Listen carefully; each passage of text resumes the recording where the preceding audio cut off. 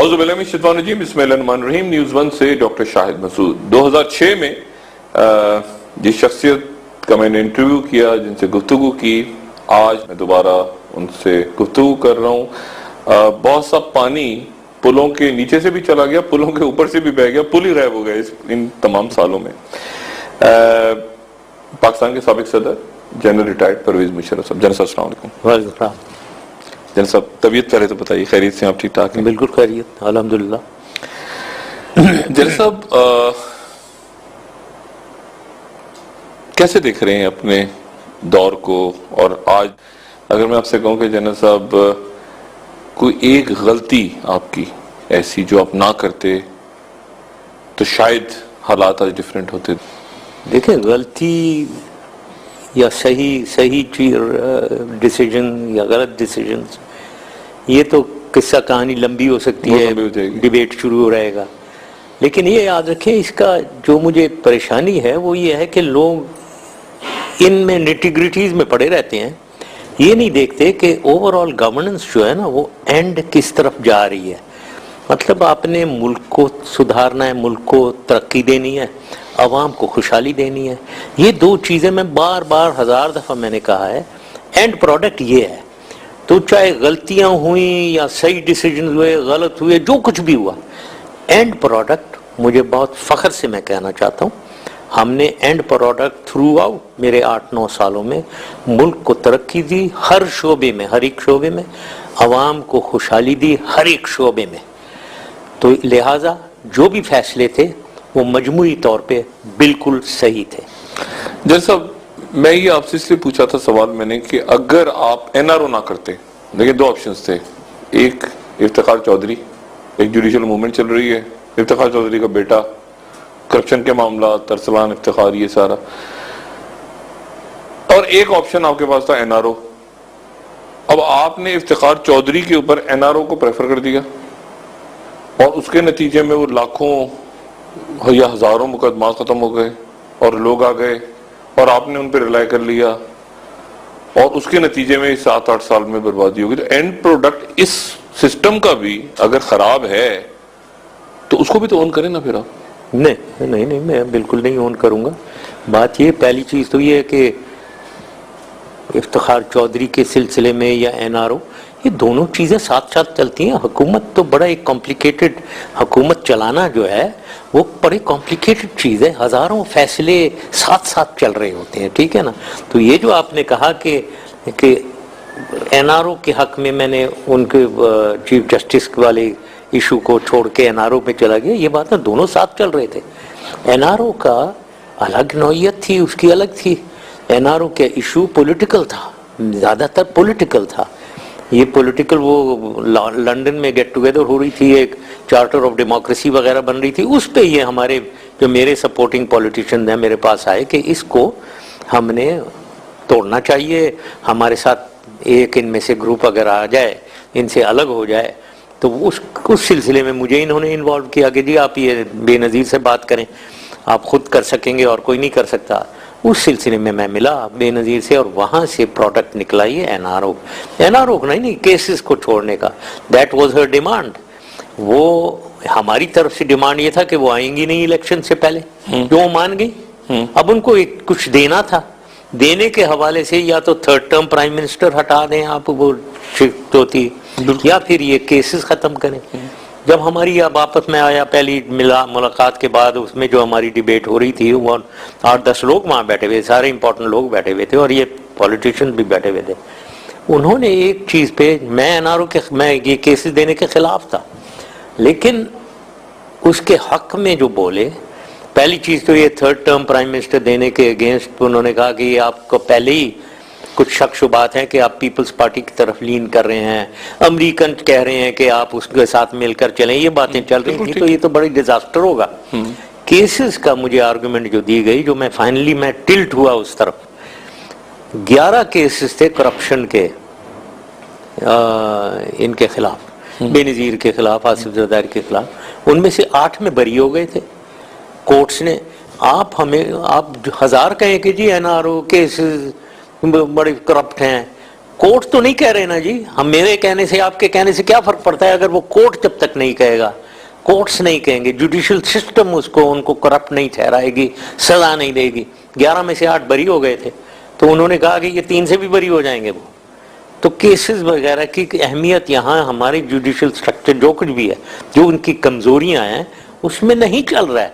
तो what is the point in persisting with this? और फिर एक मैंने ये भी सोचा था कि कंसिलिएटरी स्ट्रैटेजी होनी चाहिए पॉलिटिक्स में, तो इसलिए ये वजूहात थी जिसकी वजह से हम उस तरफ गए। लेकिन जो गलती है उसके, ये अगर ये आप समझ रहे हैं कि उसकी वजह से ये सब आए, उसकी वजह से वो पहले भी आ गई, वो उसको वायलेट करके आ गई, इलेक्शन से पहले ही आ गई वो तो उन्होंने वायलेट किया। दूसरी चीज, लोगों ने उन्हें वोट दिया। प्रेसिडेंट जरदारी साहब को तो पूरी असेंबली ने वोट दिया, हर पॉलिटिकल पार्टी ने वोट दिया, 4 provincial assemblies, national assembly, senate ने वोट दिए, अनअपोज्ड हो गए। तो ये किसका, हाउ इज ये क्या एनआरओ के नतीजे में हुआ? ये तो बिल्कुल गलत स्टेटमेंट। अच्छा, नहीं जैसा आपकी मुलाकात हुई मोहतरमा से, आप चाहते थे रिकंसिलेशन हो और एक पॉलिटिकल पार्टी आ जाए, सीओडी हो रहा था लंदन में, लेकिन इस पूरी कहानी में कहीं मार्क लाइफ ग्रांट भी है, इसमें कहीं कॉन्डोलीजा राइस भी है, इसमें आपसे ये भी कहा जा रहा है कि जैना साहब आप कोई डबल गेम हो रहा है, आपके साथ एक पॉलिटिकल फोर्स स्ट्रांग होनी चाहिए, काफ को डंप करें, लेकिन ये भी तो हो रहा है ना, एक मैसेज ये भी, लिबरल फोर्सेस को लें साथ, पीपल्स पार्टी को साथ। मुझे किसी ने नहीं कहा कि काफ को डंप करें और ये करें। नहीं, कॉन्डोलीजा राइस तो किताब में उन्होंने लिखा कि ये जो सारा कुछ हो रहा था, इनकी किताब में एक तो 100% अगर हम समझते हैं वो सही लिखी जाती है, ये बात बिल्कुल गलत है, ठीक है ना। Condoleezza Rice behind the scene definitely encourage कर रही थी बेनजीर भुट्टो को। अच्छा। और वो शी इज द पर्सन जिसने ये जो हमारी एग्रीमेंट को वायलेट करने के पीछे, मेरे ख्याल में शी इज द पर्सन। मुझे उसने कभी नहीं कहा। 2006 में स्टार्ट हो गया था प्रोसेस। हाँ, ये जो, लेकिन आपकी मुलाकात हुई जनवरी 2007 में। I think so, well I don't remember. मैंने ब्रेक की थी न्यूज वॉच। अच्छा, but mark life grant and candy का जो स्टार्ट हो गया था वो 2006 में हो गया था। ओके, होगा। बिहाइंड द सीन चल रही होती हैं, तो मैं तो उसकी बात करता हूँ जो मुझे हकायक पता है। माई पर्सनली आई नो, उसमें कोई मुझे नहीं कह रहा था। अच्छा, नहीं जब आप गए अमेरिका, जब आपकी बुक लॉन्चिंग हो रही थी, जो लंबा स्टे हुआ आपका, उस दौरान हमारे पास ये वाइब्स आ रही थी कि अब शुरू हो गई ये बात, क्योंकि अचानक पाबंदियां हटने शुरू हुई, मोहतरमा ने इंटरव्यूज देने शुरू किए, वो सामने आई आपकी। तो नहीं, कोई ऐसे मेरे से कोई बातचीत नहीं हुई है। अच्छा। ये हम ज्यादा ही अमेरिकन को फ्रेंकली, मैं जो देखता हूँ हर चीज हम अमेरिका पे डालते हैं। अमेरिका में ये हो रहा था, उन्होंने हमें ये कह दिया, कोई इतना वो नहीं कहते हैं। I mean it is unfortunate कि यहाँ पाकिस्तान में reality is, we think everything जो भी होता है यहाँ, जो होता है या नहीं होता है, वो अमेरिकन करवाते हैं। मेरा ये नहीं ख्याल है, मैंने कम से कम मेरे 10 साल के एक्सपीरियंस में बिल्कुल ये बात सही नहीं है। अच्छा, सर बिहाइंड द सीन करते होंगे इंटेलिजेंस के थ्रू, CIA, ISI वगैरह, लेकिन डायरेक्ट कोई लीडर को कहना, जो एक्सेप्ट करता होगा शायद लीडर उसको कहते होंगे, लेकिन मैं उस किस्म का नहीं था, तो मुझे तो नहीं कहता था कोई। ये नहीं, जैसे आपके और मोहतरमा के दरमियान जाहिर है कि कोई ना कोई तो था ना जो सुलह करवा रहा था, ये बिठा रहा था, तो वो तो फिर यही लोग थे ना। पहली चीज तो नो, हमारे अपने पॉलिटिशियंस थे, इन्होंने भेजा मुझे, मैंने बताया ना आपको, मैं क्यों गया उनसे मिलने, हमारे पॉलिटिशियन ने कहा आप मिले। अच्छा, एंड सो दैट ये COD से पीपल्स पार्टी को, यस नहीं तो मुस्लिम भी काफ उनसे क्यों मिलवाएगी, वो तो खुद चाहते थे। क्योंकि मैंने बताया ना वो चार्टर ऑफ डेमोक्रेसी हो रही है, सब इकट्ठे हो रहे हैं, इनको तोड़ दें, दैट इज व्हाई। अच्छा, ओके, लेकिन फॉर्मूला फिर क्या था आपके ज़हन में? था कि मैं सदर हूं और मोहतरमा वज़ीर आज़म बन जाएं या chairman? No talk of this, absolutely, ये सारी कंजेक्चर है। अच्छा, नहीं तो जब आप मिले तो मैंने कहा आप नहीं आएंगे यहाँ, इट वाज हिज, वो नहीं आएंगी इलेक्शन से पहले। अच्छा, ठीक है। उन्होंने मांगे 3 चीजें, 58(2) भी खत्म करो। जब उन्होंने कहा, मैंने इमीडिएटली क्या, never, it will not be done. अच्छा, तो उस पे immediately she answered, okay let's leave it, let us agree to disagree on this, ये उनके वर्ड। तो इमीडिएटली 58(2) भी आउट हो गया। ठीक है। 2 फिर उन्होंने और चीजें कही, उन्होंने कहा ये 3rd टर्म जो आपने रिस्ट्रिक्शन लगाई हुई है प्राइमरी, ये हटा दें, ठीक है, और ये केसेस जो खामा पॉलिटिसाइज ये है वो खत्म करें, ये। तो it was her not coming, versus these two. उस पे हमने बातचीत करके ख़त्म कर दिया। मैंने कहा I couldn't take a decision, मैंने कहा मैं इधर आकर बातचीत करके ही मैं डिसाइड दिस करेंगे। वाज इन जनवरी 2000, ये पहली मीटिंग। पहली मीटिंग है। अच्छा, उसमें आप अकेले 1-on-1 थे या साथ आपके कोई था? टोटल 1-on-1, मैं और अंदर बैठे होते थे, ये बैठा होता था, रहमान मलिक बैठा होता था। अच्छा। But not with us. पहले 5 मिनट ये होते थे। And और this मेरे was at साथ the Musharraf palace Abu Dhabi. हाँ, वो पैलेस था। पर अच्छा, मेरा नाम रख दिया आपके नाम okay, that I don't know. अच्छा, ये जो एक इम्प्रेशन है कि इस्टेब्लिशमेंट बाहर की डिवाइड हो गई थी, यानी कॉन्डोलीजा राइस उस तरफ थी, जॉन नेग्रोपोंटे आपके साथ थे, क्योंकि वो आते हैं पाकिस्तान, बीबी से बात नहीं करते, आपसे बात करते हैं, तो ये वहां की इस्टेब्लिशमेंट डिवाइड थी। नहीं, मतलब yes, I will agree with this.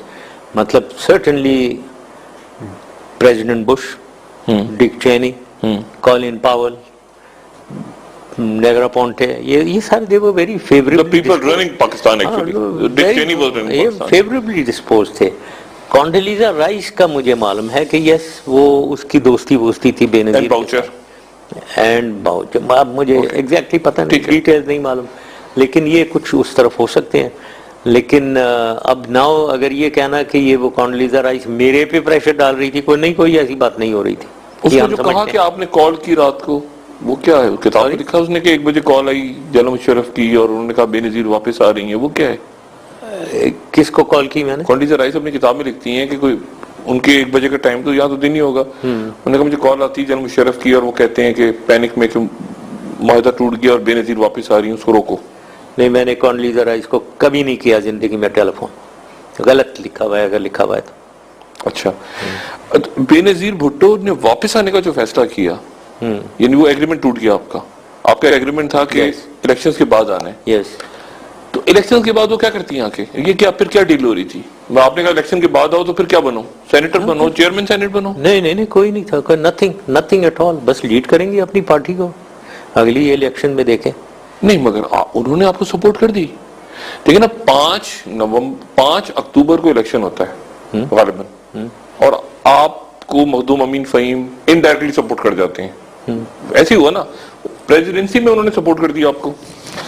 लेकिन उसके चंद दिनों के बाद 18 तारीख को वापस आ रही है मुल्क। What happened between 5th and 18th? Nothing, she just came, maybe encourage, जैसे मैंने कहा कॉन्डोलीजा राइस ने एनकरेज किया होगा। अच्छा, और आपको कब पता चला? यानी आप रोकना चाह रहे थे कि रुकें? एग्रीमेंट थी जी, रोकना क्या चाह रहे थे, एग्रीमेंट थी, शी विल नॉट कम। ये एग्रीमेंट वर्बल था? Verbal, yes. और ये 2 लोगों के दरमियान था? बिल्कुल, between you and her, yes. nobody else was a Yes, guarantor yes. between. अच्छा जरा साहब, अब अगर आगे आते हैं ना, अब वो वापस आ गई, ब्लास्ट हो गया, पैनिक हो गया, सारे मुआहदे टूट गए, और उसके नतीजे में आप फैसला करते हैं कि मुल्क में इमरजेंसी लगा दीजिए, यानी 18 तारीख और 3 नवंबर। और मेरी इतला ये जनरल साहब कि वो 3 नवंबर नहीं थी, वो 29 को लगनी थी असल में। यू में डिनाई, 29 को लगनी थी, 2-4 दिन शायद उसकी कोई ये आप लोग बहुत ज्यादा रीडिंग बिटवीन द लाइंस करते रहते हैं, जो बात बात सही होती है। क्योंकि हम तो इस्लामाबाद में घूम रहे थे, हमें वो इमरजेंसी प्लस अर्थे पर सुनाई दे रहा था। इस्लामाबाद, पाकिस्तान, ये एक centre of gossip, centre of rumours है। अच्छा, नहीं, लेकिन 18 के बाद यानी फिर सूरत हाल इतनी आउट ऑफ कंट्रोल हो गई कि नहीं 12 दिन चल रही थी, नॉट एट ऑल। 18 के बाद नहीं, ये तो चल रही थी सिंस द टाइम ये चीफ जस्टिस के खिलाफ रेफरेंस जो गया था मार्च में, उसके बाद से चल रही थी, एक मूवमेंट चल रही थी। और अपसेटिंग, फिर बीच में लाल मस्जिद भी आई, उससे भी फर्दर डिस्टेबलाइजेशन हुई। और मैं लाल मस्जिद पे भी आऊंगा जनरल साहब में, और आपसे ये भी पूछूंगा कि फिर आउट ऑफ कंट्रोल इसलिए हो गई चीजें कि एक तो इमरजेंसी, तो एक्सट्रीम स्टेप हो गया। ये आप इतना ज्यादा हिस्ट्री में क्यों पड़े? मैं भी आता हूँ ना सर, अभी मैं निकल के ब्रेक के बाद ये 2 सवाल निपटा के, क्योंकि फिर प्रिंस मकरन भी आ रहे हैं ना बीच में, यानी एकदम सिचुएशन है, प्रिंस मकरन आ गए, लेटर निकल गए, नवाशिब लैंड हो गए, उनका जहाज वापस चला गया, अजीब हंगामा जो होना था हो गया, आगे की सोचो। आगे की बात जनरल साहब, ब्रेक के बाद ये 2-4 सवाल बस करके फिर मैं फ्यूचर की तरफ आता हूँ। ख्वातीन हज़रात, ब्रेक के बाद जनरल रिटायर्ड परवेज मुशर्रफ साहब।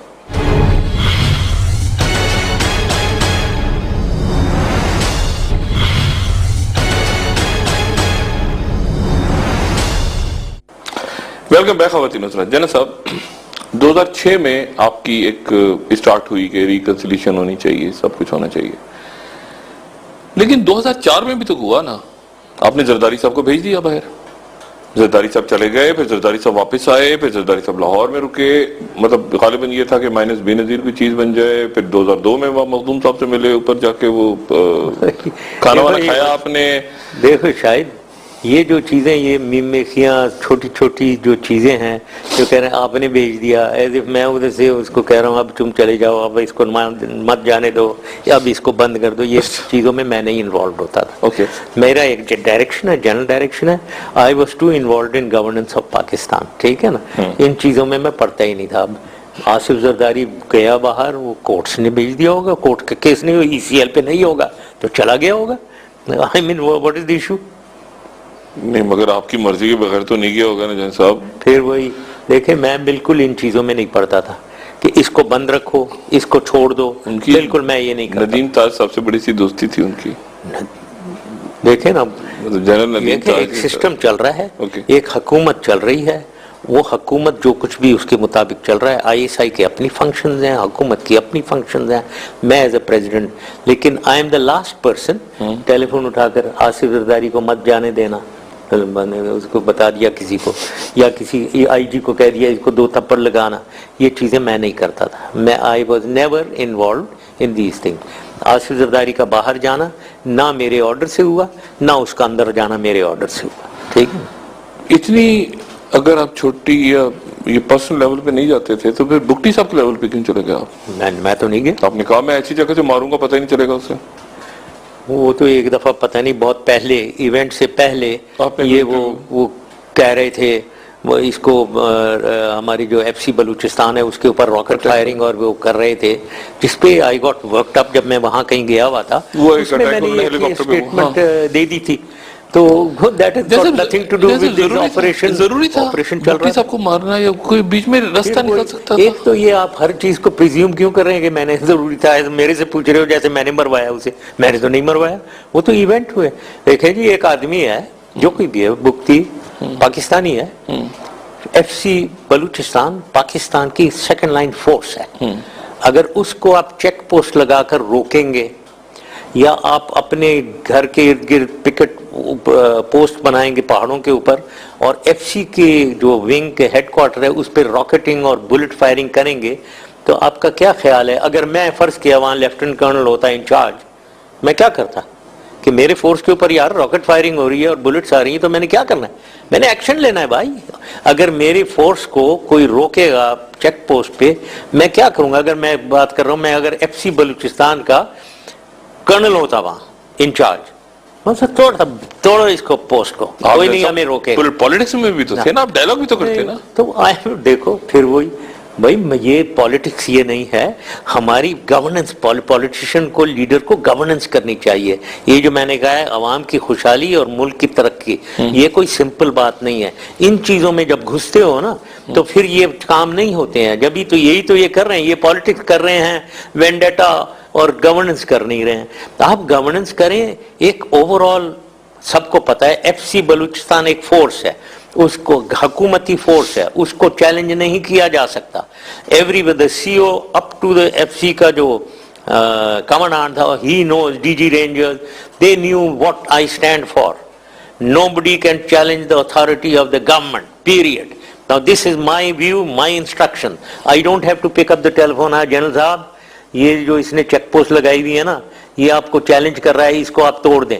Now this is still, he knows कि आई डोंट बिलीव FC की चैलेंज अथॉरिटी को कोई नहीं करेगा, तो वो एक्शन लेगा और खुद लेगा, करता रहेगा, खुद करता रहेगा। अब उन्होंने वो किया तो उधर वो फायरिंग एक्सचेंज हुई और वो खुद उठकर निकल के चले गए, अपने लोगों को ले गए पहाड़ों पे, खाना जंगी शुरू कर दी और FC बलूचिस्तान लगी रही। ना मैं कोई नहीं कंट्रोल कर रहा था कि भाई हाँ इनसे लड़ें आप या ना लड़ें। Nobody is doing that. Army core headquarter है, गवर्नर है, चीफ मिनिस्टर, गलत हुआ, डायलॉग का रास्ता था। पहली चीज तो देखें आप, फिर वही एक तो आप हर चीज को नेगेटिवली ले लेते हो ना। क्या गलत हुआ वहां? खुद उसने सुसाइड कमिट किया। Now have you analyse with all your analytical mind, उधर क्या हुआ था आपको पता, याद है वहां क्या हुआ था? उधर 4 या 5 ऑफिसर हमारे शहीद हुए थे। सही बात है या नहीं है? जो केव के अंदर, गार के अंदर। ना गार के अंदर क्या हुआ था? धमाका हुआ था या नहीं हुआ था? ये भी आपको याद है? मुझे केव हो गया। धमाका किस चीज से होता है? धमाका एक्सप्लोजन से होता है। आपके ख्याल में आपने आर्मी ऑफिसर्स का देखा भाई वो वेपन क्या कैरी करते हैं? वो कोई रॉकेट लॉन्चर कैरी करते हैं? ये वो एक्सप्लोसिव, वो तो एसएमजी कैरी करते हैं। उससे धमाका होता है क्या? नहीं होता है। और 5 ऑफिसर अंदर अगर गए हैं तो वो उसको मारने के लिए गए हैं। अगर मारना होता तो ऑपरेशन होता है जिसका एक ऑफिसर इंचार्ज होगा। अगर सेक्शन है वो 10 आदमियों की है, प्लेटून 35 आदमियों की होती है। 5 ऑफिसर विद लेफ्टिनेंट कर्नल तो नहीं घुसता।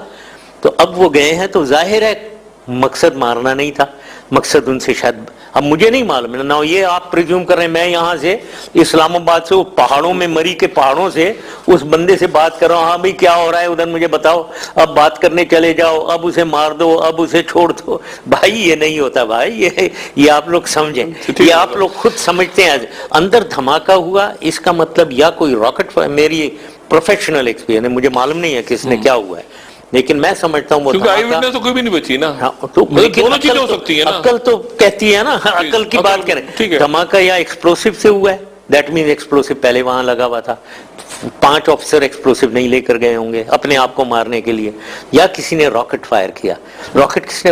उन्हीं ने फायर किया होगा, क्योंकि आर्मी ऑफिसर रॉकेट लॉन्चर नहीं कैरी करते हैं।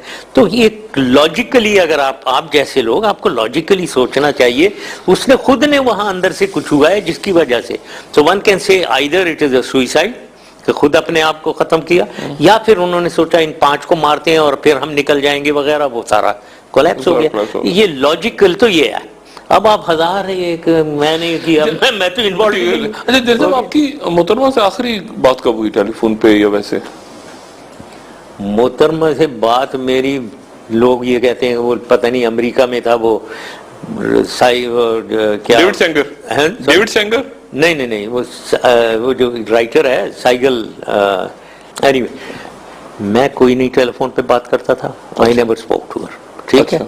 वो जब यहाँ आई, इधर जब वो आ रही थी, उस वक्त मुझे, क्योंकि यूएई से मुझे मैसेज मिला था कि definitely there are some groups, हमारी इंटेलिजेंस इंफॉर्मेशन है, वो कन्वेयर करने के लिए मैंने इन्हें बताया था कि यहाँ खबर मिल रही है, even if you don't believe ISI वगैरह, ये मुझे बाहर से खबर मिली है, यू मस्ट टेक केयर कि यहाँ सुइसाइड बॉम्बिंग के लिए ग्रुप्स आए हुए हैं। ये आपकी बात हुई उनसे 1-on-1 on 17? Yes, on 17th? ये डेट 18 को आई ना वो तो। वेल मुझे डेट्स याद नहीं रहती हैं। बात हुई है, ठीक है।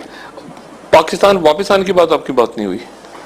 पाकिस्तान वापस आने के बाद यस, एक दफा बात हुई बिल्कुल। ये जब ये इधर जा रही थी लियाकत गार्डन, लियाकत बाग, एसेसिनेशन वाले दिन, उससे पहले एक दफा जब ये जा रही थी, और हमने इन्हें मना किया था कि वो बहुत ख़राब एरिया, क्योंकि इंटेलिजेंस वालों ने, सिक्योरिटी वालों ने बहुत कहा था ये एरिया अच्छा नहीं है, इधर नहीं होना चाहिए, इधर बिल्डिंग्स हैं, ये बिल्कुल हार्ट ऑफ द सिटी के अंदर है।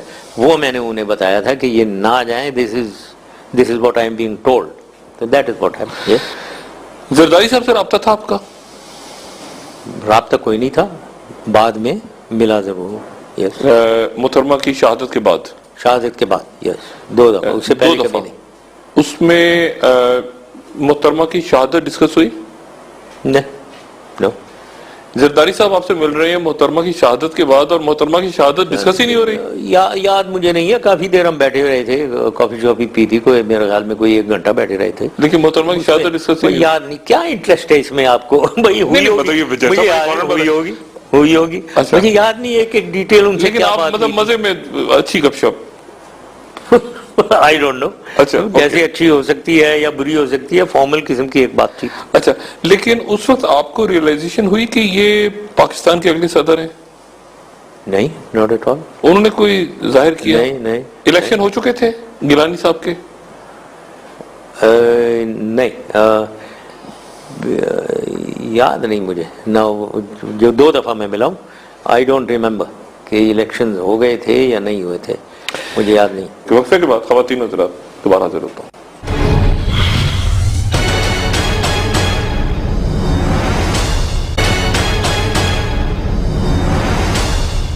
वेलकम बैक ख़वातीन हज़रात। जल साहब, आप हलफ उठाते हैं गिलानी साहब पीपल्स पार्टी के वज़रा और मुस्लिम लीग नून के वज़रा काली पट्टियां बांध के, इसहाक डार साहब वगैरह। अच्छा, एक तो मैं आपसे जनरल साहब ये पूछना चाहूंगा कि क्या ये जो मुस्लिम लीग के वज़रा थे, इनमें से कुछ वज़रा आपके साथ आने को तैयार थे 2003, 4, 5 में? अगेन नो कमेंट्स, याद नहीं मुझे, बिल्कुल याद नहीं। और अगेन इनसे मैं डायरेक्टली बिल्कुल मुलाकात नहीं कर रहा था, लोग किया करते थे। अच्छा, लेकिन कुछ लोग तैयार थे आपके साथ? याद नहीं मुझे, बिल्कुल याद नहीं। वो कहते थे कि हम केयर टेकर बनना चाह रहे हैं, मुशर्रफ साहब से हमारी बात चल रही है। मे भी होंगे। अच्छा, जब ये शुरू हुआ सिलसिला, यानी अब आपके पास 58(2)B है, पूरी पावर है, और आप ये देख रहे हैं कि ये मामला अजीब सा हो रहा है मुल्क का। 2-3 महीने गिलानी साहब जा रहे हैं अमेरिका और वहां पे पाकिस्तान के एम्बेसडर ने हुसैन हक्कानी साहब, क्या आपने हुसैन हक्कानी साहब को सिक्योरिटी क्लियरेंस दी थी? क्या मतलब मैंने क्यों देनी थी? मेरे से पूछ कौन रहा था? क्योंकि हुसैन हक्कानी साहब ने गालिबन एक दफा उनसे बात हुई, उन्होंने कहा कि मुझे सिक्योरिटी क्लियरेंस नहीं मिल रही थी, लेकिन फिर अमेरिकन ने दिलवाई। तो दिलवाई होगी, तो मैं तो प्रेसिडेंट था और गवर्नमेंट अब आ गई थी। नहीं तो पीपल्स पार्टी के आने, क्योंकि वही कहते थे कि हम तो आ गए हैं लेकिन बहुत सारे फैसले मुशर्रफ साहब ही कर रहे हैं अभी तक सदर। Nonsense, all nonsense. अच्छा, they were taking the decision. Of course. अच्छा, आपको जब ये पता चला कि गवर्नेंस खराब हो गई मुल्क की, तो आपने सोचा कि मैं 58(2)B यूज करूं? बिल्कुल गलत, नॉनसेंस, एब्सोल्यूट नॉनसेंस। अभी तो सिचुएशन और एकदम से तो खराब नहीं हो रही है। आप जो कराची है और आपने कहा कि मैं मुल्क के हालात बड़े खराब हो रहे हैं और मुल्क में लूट, मतलब 1 महीने में खराब हो रहे हैं, ये मैं डिसीजन करूं?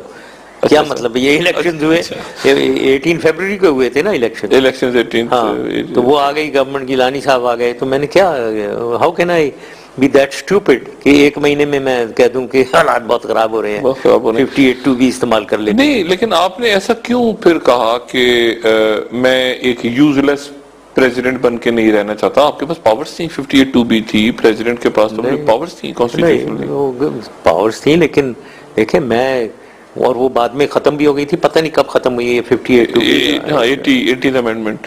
अच्छा, now the issue was not that, the issue is कि पब्लिक क्या सोच रही है।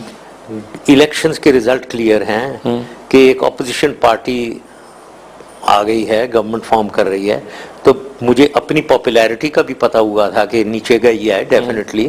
From March 2007 where I was maybe अब 78 या 79% पॉपुलैरिटी से आई हैड गॉन डाउन। तो मुझे मालूम था कि मेरी कोई, अब मैं अगर कोई एक्शन सोचूं 58(2)B वगैरह, it's going to be most unpopular in the people. अवाम में अनपॉपुलर होना था। तो मैं तो सबसे पहले पाकिस्तान, हमेशा मैं पाकिस्तान की सोचता था। मैंने कई दफा कहा है, मुझे कोई पर्सनल वो नहीं है जो आजकल हो रहा है। पर्सनल से हटकर आदमी को आवाम का सोचना चाहिए, मुल्क का सोचना चाहिए, मुल्क के लिए क्या अच्छा है क्या बुरा है। अब मैं, अगर मैं अनपॉपुलर हुआ हूँ, नीचे गया हूँ, और आवाम ने एक पीपल्स पार्टी को वोट डाल के इलेक्ट कर लिया है मैसिवली, और PMLN वालों को भी इलेक्ट कर लिया है पंजाब में, अब मैं तो बड़ा बेवकूफ आदमी होऊंगा अगर मैं इस माहौल में सोचूंगा कि मैं इन सबको निकाल दूं। तो ये सारी बातें हैं, ये सारी एब्सोल्यूट बकवास है, सारी बातें हैं ये। लेकिन जनरल साहब, इलेक्शन तो मैन्यूवर्ड थे, क्योंकि अगर इलेक्शन के रिजल्ट्स आने से पहले ही सबको पता हो कि NRO के तहत मोहतरमा ने पीपल्स पार्टी मैनूवर किया, मतलब बड़े ही हम बेवकूफ तरीके से हमने मैनूवर किया कि बोलो दूसरे जीत गए हम हार गए। तो मैनूवर किसने किया? मतलब हमने किया मैनूवर? नहीं, अगर पब्लिक में पहले ही पता हो कि जी पीपल्स पार्टी आ रही है और MQM आ रही है और ANP आ रही है, अगली गवर्नमेंट लिबरल सेकुलर गवर्नमेंट होगी पाकिस्तान में, तो फिर ये क्या मतलब, ये मैनूवर ये हम लोगों ने किया? नहीं, फिर हम आई डोंट नो किसने कहा था कि पीपल्स पार्टी आ रही है। इलेक्शन तो पहले कह दिया था, शायद उनकी वो पल्स होगी जमीन के ऊपर, जो कुछ भी है पल्स, सिंपैथी वोट हो गई बेनजीर साहिबा के जो असैसिनेशन हुई, तो उससे everyone was talking of sympathy vote. लेकिन अगर मैनूवरिंग जैसे हमने वर्ड इस्तेमाल कर दिया, जैसे हमने मैनूवरिंग, यार हम बहुत ही इनएफिशिएंट लोग हैं कि हमने मैनूवरिंग करके भी अपने आप को हरवा दिया।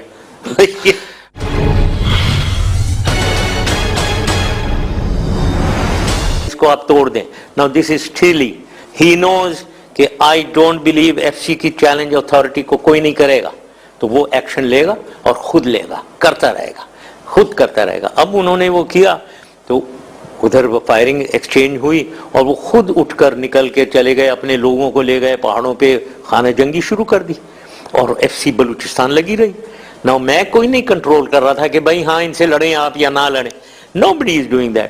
आर्मी कोर हेडक्वार्टर है, गवर्नर है, चीफ मिनिस्टर, गलत हुआ, डायलॉग का रास्ता था। पहली चीज तो देखें आप, फिर वही एक तो आप हर चीज को नेगेटिवली ले लेते हो ना, क्या गलत हुआ वहां? खुद उसने सुइसाइड कमिट किया। Now have you analyse with all your analytical mind, उधर क्या हुआ था आपको पता, याद है वहां क्या हुआ था? उधर 4 या 5 ऑफिसर हमारे शहीद हुए थे, सही बात है या नहीं है? जो केव के अंदर, गार के अंदर। नाउ गार के अंदर क्या हुआ था? धमाका हुआ था या नहीं हुआ था? ये भी आपको याद है? केव हो गया। धमाका किस चीज से होता है? धमाका एक्सप्लोजन से होता है। आपके ख्याल में आपने आर्मी ऑफिसर्स का देखा भाई वो वेपन क्या कैरी करते हैं? वो कोई रॉकेट लॉन्चर कैरी करते हैं? ये वो एक्सप्लोसिव, वो तो एसएमजी कैरी करते हैं। उससे धमाका होता है क्या? नहीं होता है। और 5 ऑफिसर अंदर अगर गए हैं तो वो उसको मारने के लिए गए हैं। अगर मारना होता तो ऑपरेशन होता है जिसका एक ऑफिसर इंचार्ज होगा। अगर सेक्शन है वो 10 आदमियों की है, प्लेटून 35 आदमियों की होती है, 5 ऑफिसर विद लेफ्टिनेंट कर्नल तो नहीं घुसता। तो अब वो गए हैं तो जाहिर है मकसद मारना नहीं था, मकसद उनसे शायद, अब मुझे नहीं मालूम ना, ये आप प्रिज्यूम कर रहे हैं। मैं यहाँ से इस्लामाबाद से, वो पहाड़ों में मरी के पहाड़ों से उस बंदे से बात कर रहा हूँ, हाँ भाई क्या हो रहा है उधर मुझे बताओ, अब बात करने चले जाओ, अब उसे मार दो, अब उसे छोड़ दो। भाई ये नहीं होता भाई, ये आप लोग समझें, ये आप लोग खुद समझते हैं। अंदर धमाका हुआ इसका मतलब या कोई रॉकेट, मेरी प्रोफेशनल एक्सपीरियंस है, मुझे मालूम नहीं है किसने क्या हुआ है, लेकिन मैं समझता हूँ वो धमाका तो कोई भी नहीं बची ना। हाँ, तो दोनों चीजें हो सकती है ना। अक्ल तो कहती है ना, अक्ल की बात करें। धमाका या एक्सप्लोसिव से हुआ है, दैट मीन एक्सप्लोसिव पहले वहां लगा हुआ था। 5 ऑफिसर एक्सप्लोसिव नहीं लेकर गए होंगे अपने आप को मारने के लिए, या किसी ने रॉकेट फायर किया। रॉकेट किसने, उन्हीं ने फायर किया होगा, क्योंकि आर्मी ऑफिसर रॉकेट लॉन्चर नहीं कैरी करते हैं। तो ये लॉजिकली, अगर आप जैसे लोग, आपको लॉजिकली सोचना चाहिए, उसने खुद ने वहां अंदर से कुछ हुआ है जिसकी वजह से। So one can say either it is a suicide, कि खुद अपने आप को खत्म किया, या फिर उन्होंने सोचा इन 5 को मारते हैं और फिर हम निकल जाएंगे वगैरह, वो सारा कोलैप्स हो गया। ये लॉजिकल तो ये है। अब आप 1001 मैंने किया, मैं तो इन्वॉल्व नहीं। अच्छा जैसे आपकी मोहतरमा से आखिरी बात कब हुई टेलीफोन पे या वैसे? मोहतरमा से बात मेरी, लोग ये कहते हैं वो पता नहीं अमेरिका में था वो क्या, डेविड सेंगर? डेविड सेंगर? नहीं, वो जो राइटर है साइगल, एनीवे, मैं कोई नहीं टेलीफोन पे बात करता था। I never spoke to her, ठीक है। वो जब यहाँ आई, इधर जब वो आ रही थी, उस वक्त मुझे, क्योंकि यूएई से मुझे मैसेज मिला था कि definitely there are some groups, हमारी इंटेलिजेंस इंफॉर्मेशन है, वो कन्वेयर करने के लिए मैंने इन्हें बताया था कि यहाँ खबर मिल रही है, even if you don't believe ISI वगैरह, ये मुझे बाहर से खबर मिली है, यू मस्ट टेक केयर कि यहाँ सुइसाइड बॉम्बिंग के लिए ग्रुप्स आए हुए हैं। ये आपकी बात हुई उनसे 1-on-1 on 17? Yes, on 17th? ये डेट वेट 18 को ही ना वो तो 17, मुझे डेट्स याद नहीं रहती हैं। बात हुई है, ठीक है। पाकिस्तान वापस आने की बात आपकी बात नहीं हुई? पाकिस्तान वापस आने के बाद यस, एक दफा बात हुई बिल्कुल। ये जब ये इधर जा रही थी लियाकत गार्डन, लियाकत बाग, एसेसिनेशन वाले दिन, उससे पहले एक दफा जब ये जा रही थी, और हमने इन्हें मना किया था कि वो बहुत ख़राब एरिया, क्योंकि इंटेलिजेंस वालों ने, सिक्योरिटी वालों ने बहुत कहा था ये एरिया अच्छा नहीं है, इधर नहीं होना चाहिए, इधर बिल्डिंग्स हैं, ये बिल्कुल हार्ट ऑफ द सिटी के अंदर है। वो मैंने उन्हें बताया था कि ये ना जाए, this is what I am being told, तो that is what happened. Zardari साहब से राब्ता था आपका? राब्ता कोई नहीं था, बाद में मिला जरूर। यस, मोहतरमा की शहादत के बाद? शहादत के बाद यस, 2 दफा, उससे पहले कभी नहीं। उसमें मोहतरमा की शहादत आउट ऑफ कंट्रोल इसलिए हो गई चीजें कि एक तो इमरजेंसी, तो एक्सट्रीम स्टेप हो गया। ये आप इतना ज्यादा हिस्ट्री में क्यों पड़े मैं अभी आता हूँ ना सर, अभी मैं निकल के ब्रेक के बाद ये दो सवाल निपटा के, क्योंकि फिर प्रिंस मकरन भी आ रहे हैं ना बीच में, यानी एकदम सिचुएशन है, प्रिंस मकरन आ गए, लेटर निकल गए, नवाशिब लैंड हो गए, उनका जहाज वापस चला गया, अजीब हंगामा जो होना था हो गया, आगे की सोचो। अब आगे की बात जनरल साहब, ब्रेक के बाद ये दो चार सवाल बस करके फिर मैं फ्यूचर की तरफ आता हूँ, खवातीन हजरत। ब्रेक के बाद जनरल रिटायर्ड परवेज मुशर्रफ साहब।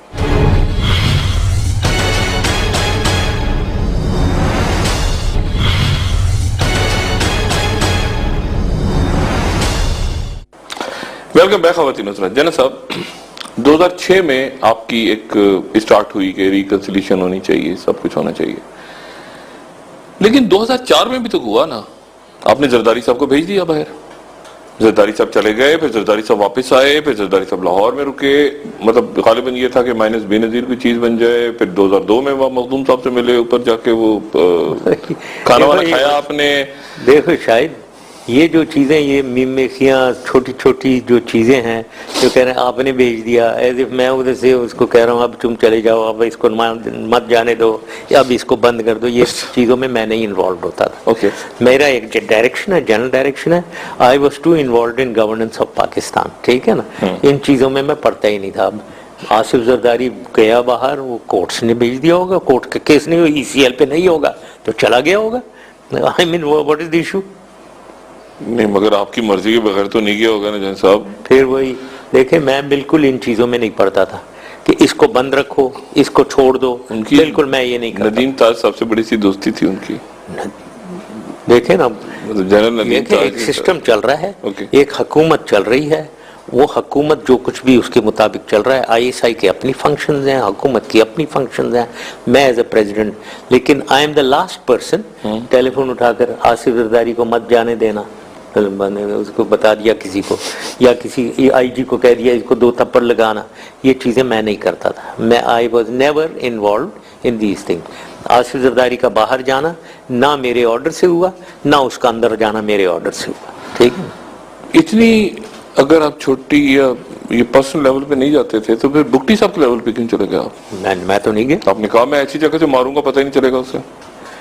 वो तो एक दफा पता नहीं बहुत पहले, इवेंट से पहले ये वो कह रहे थे, वो इसको हमारी जो FC बलूचिस्तान है उसके ऊपर रॉकेट फायरिंग और वो कर रहे थे, जिसपे आई गॉट वर्कड अप। जब मैं वहां कहीं गया हुआ था, उसमें मैंने एक स्टेटमेंट दे दी थी, तो that is got nothing to do with this operation. जरूरी था ऑपरेशन चल रहा है, सबको मारना, या कोई बीच में रास्ता निकल सकता था। एक तो ये आप हर चीज को प्रिज्यूम क्यों कर रहे हैं कि मैंने जरूरी था, मेरे से पूछ रहे हो जैसे मैंने मरवाया उसे, मैंने तो नहीं मरवाया, वो तो इवेंट हुए।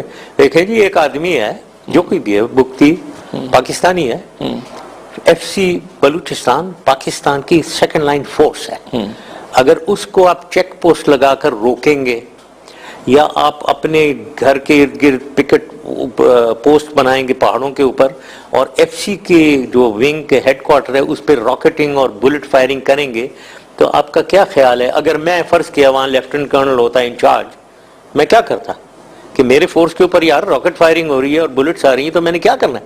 मैंने एक्शन लेना है भाई।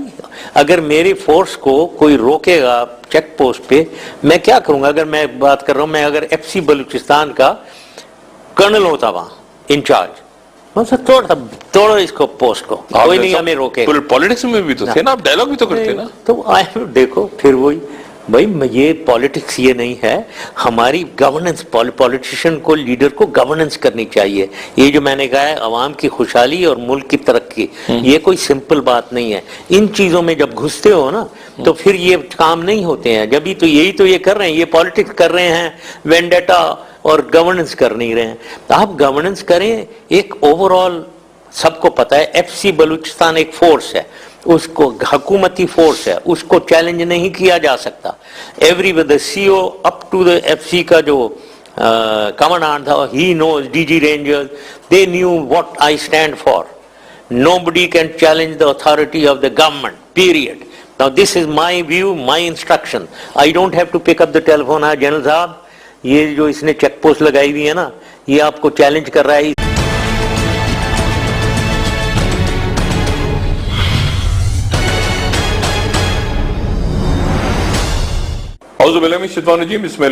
न्यूज़ 1 से डॉक्टर शाहिद मसूद। 2006 में जिस शख्सियत का मैंने इंटरव्यू किया, जिनसे गुफ्तगू की, आज मैं दोबारा उनसे गुफ्तगू कर रहा हूँ। बहुत सा पानी पुलों के नीचे से भी चला गया, पुलों के ऊपर से भी बह गया, पुल ही गायब हो गए इन तमाम सालों में। पाकिस्तान के साबिक सदर जनरल रिटायर्ड परवेज मुशर्रफ साहब, जनरल साहब अस्सलाम वालेकुम। जनरल साहब, तबीयत पहले तो बताइए, खैरियत से आप? ठीक ठाक हैं? बिल्कुल खैरियत, अल्हम्दुलिल्लाह। जनरल साहब, कैसे देख रहे हैं अपने दौर को? और आज अगर मैं आपसे कहूं कि जनरल साहब कोई एक गलती आपकी ऐसी जो आप ना करते तो शायद हालात आज डिफरेंट होते। देखें, गलती या सही डिसीजन या गलत डिसीजन, ये तो किस्सा कहानी लंबी हो सकती है, डिबेट शुरू हो रहेगा। लेकिन ये याद रखें, इसका जो मुझे परेशानी है वो ये है कि लोग इनमें निटिग्रिटीज में पड़े रहते हैं, ये नहीं देखते कि ओवरऑल गवर्नेंस जो है ना वो एंड किस तरफ जा रही है। मतलब आपने मुल्क को सुधारना है, मुल्क को तरक्की देनी है, अवाम को खुशहाली देनी है। ये दो चीज़ें मैं बार बार 1000 दफ़ा मैंने कहा है, एंड प्रोडक्ट ये है।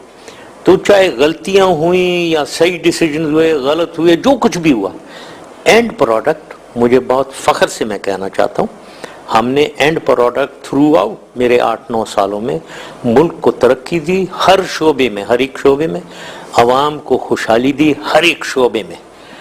तो लिहाजा जो भी फैसले थे वो मजमूई तौर पे बिल्कुल सही थे। जैसा मैं ये आपसे इसलिए पूछा था सवाल मैंने कि अगर आप एनआरओ ना करते, देखिए दो ऑप्शंस थे, एक इफ्तिखार चौधरी, एक जुडिशल मूवमेंट चल रही है, इफ्तिखार चौधरी का बेटा, करप्शन के मामला, तरसलान इफ्तिखार, ये सारा, और एक ऑप्शन आपके पास था एनआरओ। अब आपने इफ्तिखार चौधरी के ऊपर एनआरओ को प्रेफर कर दिया और उसके नतीजे में वो लाखों या हजारों मुकदमा खत्म हो गए और लोग आ गए और आपने उन पर रिलाई कर लिया और उसके नतीजे में 7-8 साल में बर्बादी होगी। तो एंड प्रोडक्ट इस सिस्टम का भी अगर खराब है तो उसको भी तो ऑन करें ना फिर आप। नहीं, मैं बिल्कुल नहीं ऑन करूंगा। बात ये, पहली चीज तो ये है कि इफ्तिखार चौधरी के सिलसिले में या एनआरओ, ये दोनों चीज़ें साथ साथ चलती हैं। हुकूमत तो बड़ा एक कॉम्प्लिकेटेड, हुकूमत चलाना जो है वो बड़ी कॉम्प्लिकेटेड चीज़ है, हज़ारों फैसले साथ साथ चल रहे होते हैं, ठीक है ना। तो ये जो आपने कहा कि एनआरओ के हक में मैंने उनके चीफ जस्टिस वाले इशू को छोड़ के एनआरओ पे चला गया, ये बात ना दोनों साथ चल रहे थे। एनआरओ का अलग नौइयत थी, उसकी अलग थी। एनआरओ के इशू पॉलिटिकल था, ज़्यादातर पॉलिटिकल था। ये पॉलिटिकल, वो लंदन में गेट टुगेदर हो रही थी, एक चार्टर ऑफ डेमोक्रेसी वगैरह बन रही थी, उस पे ये हमारे जो मेरे सपोर्टिंग पॉलिटिशियन हैं मेरे पास आए कि इसको हमने तोड़ना चाहिए, हमारे साथ एक इनमें से ग्रुप अगर आ जाए, इनसे अलग हो जाए। तो उस सिलसिले में मुझे इन्होंने इन्वॉल्व किया कि जी आप ये बेनज़ीर से बात करें, आप खुद कर सकेंगे और कोई नहीं कर सकता। उस सिलसिले में मैं मिला बेनज़ीर से और वहाँ से प्रोडक्ट निकला ये एनआरओ नहीं केसेस को छोड़ने का। That was her demand. वो हमारी तरफ से डिमांड ये था कि वो आएंगी नहीं इलेक्शन से पहले, जो वो मान गई। अब उनको एक कुछ देना था, देने के हवाले से या तो 3rd टर्म प्राइम मिनिस्टर हटा दें आप, वो शिफ्ट होती, या फिर ये केसेस खत्म करें। जब हमारी अब आपस में आया पहली मुलाकात के बाद, उसमें जो हमारी डिबेट हो रही थी वो 8-10 लोग वहाँ बैठे हुए, सारे इंपॉर्टेंट लोग बैठे हुए थे और ये पॉलिटिशियन भी बैठे हुए थे।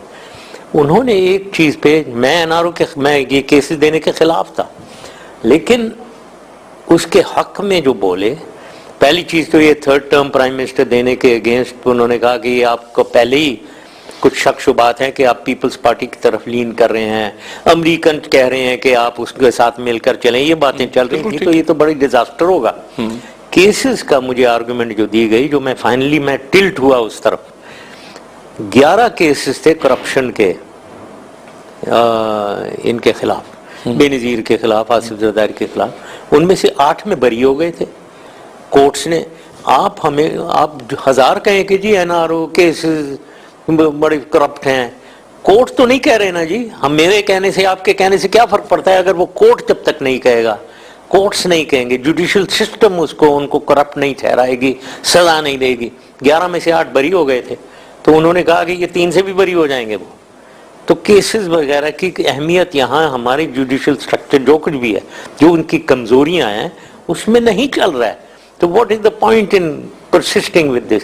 और फिर एक मैंने ये भी सोचा था कि कंसिलिएटरी स्ट्रैटेजी होनी चाहिए पॉलिटिक्स में, तो इसलिए ये वजूहात थी जिसकी वजह से हम उस तरफ गए। लेकिन जो गलती है उसके, ये अगर ये आप समझ रहे हैं कि उसकी वजह से ये सब आए, उसकी वजह से वो पहले भी आ गई, वो उसको वायलेट करके आ गई, इलेक्शन से पहले ही आ गई वो तो उन्होंने वायलेट किया। दूसरी चीज, लोगों ने उन्हें वोट दिया। प्रेसिडेंट जरदारी साहब को तो पूरी असेंबली ने वोट दिया, हर पॉलिटिकल पार्टी ने वोट दिया, 4 provincial assemblies, national assembly, senate ने वोट दिए, अनअपोज्ड हो गए। तो ये किसका हाउस है? ये क्या एनआरओ के नतीजे में हुआ? ये तो बिल्कुल गलत स्टेटमेंट। अच्छा, नहीं जैसा आपकी मुलाकात हुई मोहतरमा से, आप चाहते थे रिकंसिलेशन हो और एक पॉलिटिकल पार्टी आ जाए, सीओडी हो रहा था लंदन में, लेकिन इस पूरी कहानी में कहीं मार्क लाइफ ग्रांट भी है, इसमें कहीं कॉन्डोलीजा राइस भी है, इसमें आपसे ये भी कहा जा रहा है कि जैना साहब आप कोई डबल गेम हो रहा है, आपके साथ एक पॉलिटिकल फोर्स स्ट्रांग होनी चाहिए, काफ को डंप करें, लेकिन ये भी तो हो रहा है ना, एक मैसेज ये भी लिबरल फोर्सेस को लें साथ, पीपल्स पार्टी को साथ। मुझे किसी ने नहीं कहा कि काफ को डंप करें और ये करें। नहीं, कॉन्डोलीजा राइस तो किताब में उन्होंने लिखा कि ये जो सारा कुछ हो रहा था इनकी किताब में एक तो 100% अगर हम समझते हैं वो सही लिखी जाती है, ये बात बिल्कुल गलत है, ठीक है ना। Condoleezza Rice behind the scene definitely encourage कर रही थी बेनजीर भुट्टो को। अच्छा। और वो शी इज द पर्सन जिसने ये जो हमारी एग्रीमेंट को वायलेट करने के पीछे, मेरे ख्याल में शी इज द पर्सन। मुझे उसने कभी नहीं कहा। 2006 में स्टार्ट हो गया था प्रोसेस। हाँ, ये जो, लेकिन आपकी मुलाकात हुई जनवरी 2007 में। I think so, well I don't remember. मैंने ब्रेक की थी न्यूज वॉच। अच्छा, but mark life grant and candy का जो स्टार्ट हो गया था वो 2006 में हो गया था। ओके, होगा।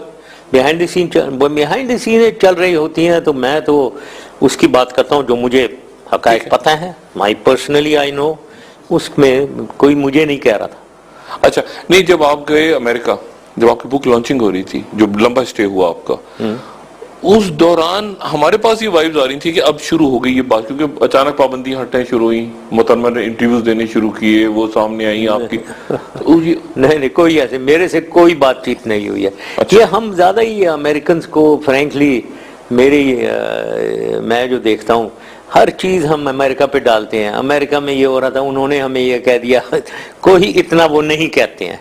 आई मीन इट इज अनफॉर्चुनेट कि यहाँ पाकिस्तान में reality is we think everything, जो भी होता है यहाँ, जो होता है या नहीं होता है, वो अमेरिकन करवाते हैं।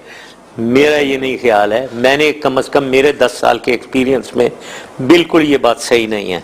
अच्छा, सर बिहाइंड द सीन करते होंगे इंटेलिजेंस के थ्रू, CIA, ISI वगैरह, लेकिन डायरेक्ट कोई लीडर को कहना, जो एक्सेप्ट करता होगा शायद लीडर उसको कहते होंगे, लेकिन मैं उस किस्म का नहीं था, तो मुझे तो नहीं कहता था कोई। ये नहीं, जैसे आपके और मोहतरमा के दरमियान जाहिर है कि कोई ना कोई तो था ना जो सुलह करवा रहा था, ये बिठा रहा था, तो वो तो फिर यही लोग थे ना। पहली चीज तो नो, हमारे अपने पॉलिटिशियंस थे, इन्होंने भेजा मुझे।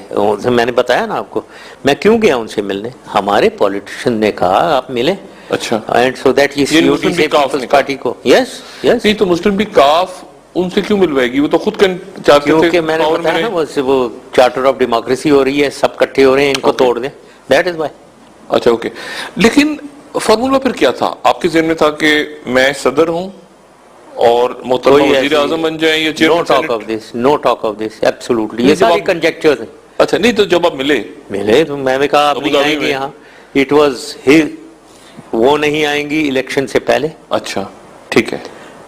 उन्होंने मांगे 3 चीजें, 58(2) भी खत्म करो। जब उन्होंने कहा, मैंने इमीडिएटली क्या, never, it will not be done. अच्छा, तो उस पे immediately she answered, okay let's leave it, let us agree to disagree on this, ये उनके वर्ड्स। तो इमीडिएटली 58(2) भी आउट हो गया। ठीक है। 2 फिर उन्होंने और चीजें कही, उन्होंने कहा ये 3rd टर्म जो आपने रिस्ट्रिक्शन लगाई हुई है प्राइम मिनिस्टर, ये हटा दें। ठीक है। और ये केसेस जो खामखा पॉलिटिसाइज ये है वो खत्म करें, ये आ गया।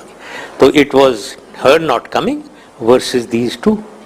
उस पे हमने बातचीत करके ख़त्म कर दिया। मैंने कहा I couldn't take a decision, मैंने कहा मैं इधर आकर बातचीत करके ही मैं डिसाइड दिस करेंगे। वाज इन जनवरी 2000, ये पहली मीटिंग। पहली मीटिंग है। अच्छा, उसमें आप अकेले 1-on-1 थे या साथ आपके कोई था? टोटल 1-on-1, मैं और अंदर बैठे होते थे, ये बैठा होता था, रहमान मलिक बैठा होता था। अच्छा, बट नॉट विद अस। पहले 5 मिनट ये होते थे और दिस मेरे वाज एट साथ, the Musharraf palace Abu Dhabi. हाँ वो पैलेस था। पर अच्छा मेरा नाम रख दिया ओके ना। Okay, that I don't know. अच्छा, ये जो एक इंप्रेशन है कि इस्टेब्लिशमेंट बाहर की डिवाइड हो गई थी, यानी कॉन्डोलीजा राइस उस तरफ थी, जॉन नेग्रोपोंटे आपके साथ थे, क्योंकि वो आते हैं पाकिस्तान, बीबी से बात नहीं करते, आपसे बात करते हैं, तो ये वहां की इस्टेब्लिशमेंट डिवाइड थी। नहीं, मतलब yes, I will agree with this. मतलब certainly President Bush, Dick Cheney, Colin Powell, Negroponte, ये सारे they were very the favourable people running Pakistan actually, Dick Cheney was running Pakistan. Favourably dispose थे। कॉन्डोलीजा राइस का मुझे मालूम है कि यस वो उसकी दोस्ती थी Benazir and Boucher, and Boucher. अब मुझे एग्जैक्टली पता नहीं, ठीक है। डिटेल्स नहीं मालूम, लेकिन ये कुछ उस तरफ हो सकते हैं। लेकिन अब नाउ अगर ये कहना कि ये वो कॉन्डोलीजा राइस मेरे पे प्रेशर डाल रही थी, कोई ऐसी बात नहीं हो रही थी। ये उसने हम जो कहा समझते कि हैं। आपने कॉल की रात को, वो क्या है? किताब में लिखा उसने कि 1 बजे कॉल आई जनरल मुशर्रफ की और उन्होंने कहा बेनजीर वापस आ रही हैं, वो क्या है? किसको कॉल की मैंने? कॉन्डोलीजा राइस अपनी किताब में लिखती हैं कि कोई उनके 1 बजे का टाइम तो यहाँ तो दिन ही होगा, उन्होंने कहा मुझे कॉल आती है जनरल मुशर्रफ की और वो कहते हैं कि पैनिक में कि माहिदा टूट गया और बेनजीर वापस आ रही है, उसको रोको। नहीं, मैंने कॉन्डोलीजा राइस को कभी नहीं किया जिंदगी में टेलीफोन। गलत लिखा हुआ है, अगर लिखा हुआ है तो। अच्छा, बेनजीर भुट्टो ने वापस आने का जो फैसला किया, यानी वो एग्रीमेंट टूट गया आपका एग्रीमेंट था कि Yes. इलेक्शंस के बाद आना है, यस। तो इलेक्शन के बाद वो क्या करती है आके? ये क्या डील हो रही थी? आपने कहा इलेक्शन के बाद आओ, तो फिर क्या बनो? सेनेटर बनो, चेयरमैन सेनेट बनो? नहीं, कोई नहीं था, कोई नथिंग एट ऑल। बस लीड करेंगे अपनी पार्टी को, अगली इलेक्शन में देखें। नहीं, मगर उन्होंने आपको सपोर्ट कर दी। देखिए ना, 5 अक्टूबर को इलेक्शन होता है गालिबन, और आपको मखदूम अमीन फहीम इनडायरेक्टली सपोर्ट कर जाते हैं। ऐसे ही हुआ ना, प्रेसिडेंसी में उन्होंने सपोर्ट कर दिया आपको। लेकिन उसके चंद दिनों के बाद 18 तारीख को वापस आ रही है मुल्क। What happened between 5th and 18th? Nothing है, she just came, maybe encourage, जैसे मैंने कहा कॉन्डोलीजा राइस ने एनकरेज किया होगा। अच्छा, और आपको कब पता चला? यानी आप रोकना चाह रहे थे कि रुके? एग्रीमेंट थी जी, रोकना क्या चाह रहे थे, एग्रीमेंट थी। She will not come. ये एग्रीमेंट वर्बल था? Verbal, yes. और ये 2 लोगों के दरमियान था, बिल्कुल, between you and her, yes. Nobody else was a Yes, guarantor yes. Between. अच्छा जरा साहब, अब अगर आगे आते हैं ना, अब वो वापस आ गई, ब्लास्ट हो गया, पैनिक हो गया, सारे मुआहदे टूट गए, और उसके नतीजे में आप फैसला करते हैं कि मुल्क में एमरजेंसी लगा दीजिए, यानी 18 तारीख और 3 नवंबर।